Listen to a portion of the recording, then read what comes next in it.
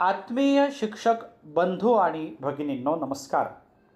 राज्यातल्या शिक्षक आणि शिक्षकेतर कर्मचाऱ्यांसाठी एक अत्यंत महत्त्वाची आणि दिलासादायक बातमी समोर आली आहे. अनेक वर्षांपासून मोठ्या सुट्ट्यांबाबत असलेला संभ्रम आता दूर होणार आहे. जर एखाद्या कर्मचाऱ्याला नियमानुसार मिळणारी मोठी सुट्टी प्रत्यक्षात घेता आली नाही तर त्याचे काय?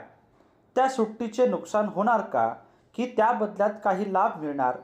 याच संदर्भात मुंबई विभागीय शिक्षण उपसंचालक कार्यालयाने दिनांक 16 जून 2026 रोजी एक महत्त्वाचे परिपत्रक जारी केले आहे. आणि या परिपत्रकात अशी माहिती देण्यात आली आहे जी प्रत्येक शिक्षक, मुख्याध्यापक आणि संस्था चालक यांनी जाणून घेणे महत्त्वाचे आहे. या व्हिडिओमध्ये आपण या परिपत्रकातील प्रत्येक मुद्दा अगदी सोप्या भाषेत समजून घेणार आहोत. कोणत्या कर्मचाऱ्यांना याचा फायदा होणार, कोणत्या नियमाचा आधार घेण्यात आला आहे, 30 दिवसांची अर्जित रजा कशी मिळू शकते आणि शाळांनी या संदर्भात कोणती कार्यवाही करणे आवश्यक आहे, या सर्व प्रश्नांची स्पष्ट आणि अधिकृत माहिती तुम्हाला या पत्राच्या माध्यमातून मिळणार आहे.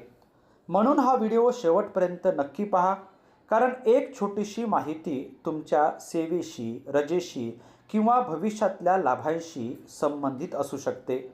आणि जर तुम्ही शिक्षक, शिक्षकेतर कर्मचारी, मुख्याध्यापक असाल तर हा व्हिडिओ तुमच्यासाठी तेवढाच महत्त्वाचा आहे. आत्मीय शिक्षक बंधू आणि भगिनींनो नमस्कार. मी माझ्या शैक्षणिक यूट्यूब चॅनलमध्ये आपल्या सर्वांचं सहर्ष स्वागत करतो. आजचा हा व्हिडिओ आपल्या सर्वांसाठीच महत्त्वाचा आहे. अशाच प्रकारचे विविध शैक्षणिक व्हिडिओ पाहण्यासाठी माझ्या या चॅनलला जर आपण सबस्क्राईब्स केलं नसेल तर जरूर सबस्क्राईब्स करा आणि सोबतच या व्हिडिओला लाईक पण करा, अशी नम्र विनंती मी आपल्याला या व्हिडिओच्याच माध्यमातून करतो आहे.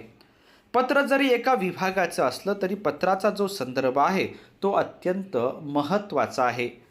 सदर पत्र माननीय प्राचार्य आणि माननीय मुख्याध्यापक, सर्व मान्यताप्राप्त उच्च माध्यमिक शाळा, कनिष्ठ महाविद्यालय, मुंबई विभाग, मुंबई यांना पाठविण्यात आलेला आहे. पत्राचा विषय आहे स्थायी कर्मचाऱ्यांच्या मोठ्या सुट्ट्यांबाबत आणि संदर्भ आहे तो महाराष्ट्र खाजगी शाळा कर्मचारी सेवेच्या शर्ती नियमावलीमधील नियम 16(18) अ यानुसार. आता आपण या पत्रात काय म्हटलं ते जाणून घेऊया.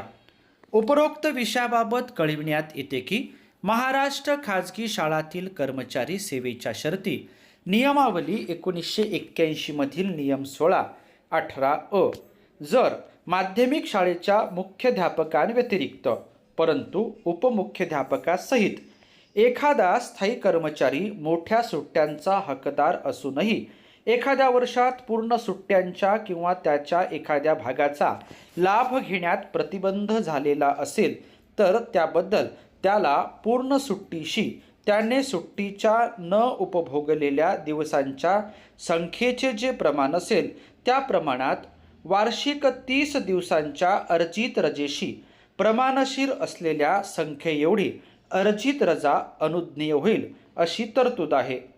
महाराष्ट्र खाजगी शाळातील कर्मचारी सेवेच्या शर्ती नियमावली 1981 नियम 16(18) अ यामधली नेमकी काय तरतूद आहे ती पहिल्या परिच्छेदात दिसत आहे.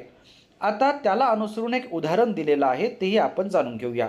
उदाहरणार्थ, एका वर्षात एखाद्या कर्मचाऱ्याला 63 दिवसाची पूर्ण सुट्टी उपभोगण्यास प्रतिबंध झाला असेल तर त्याबद्दल त्यास 30 दिवसांची अर्जित रजा मिळण्याचा हक्क असेल.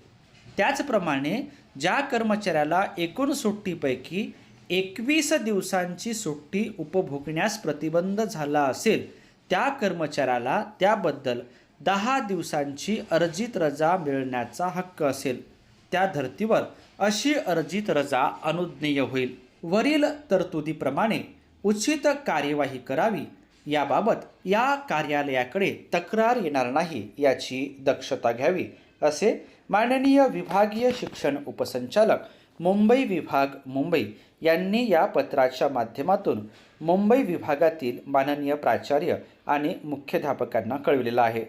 पत्र जरी विभागीय शिक्षण उपसंचालक कार्यालय मुंबई विभाग मुंबई यांचं असलं तरीही संदर्भ मात्र महाराष्ट्र खाजगी शाळातील कर्मचारी सेवेच्या शर्ती नियमावली 1981 मधील नियम 16-18 च्या संदर्भातील आहे.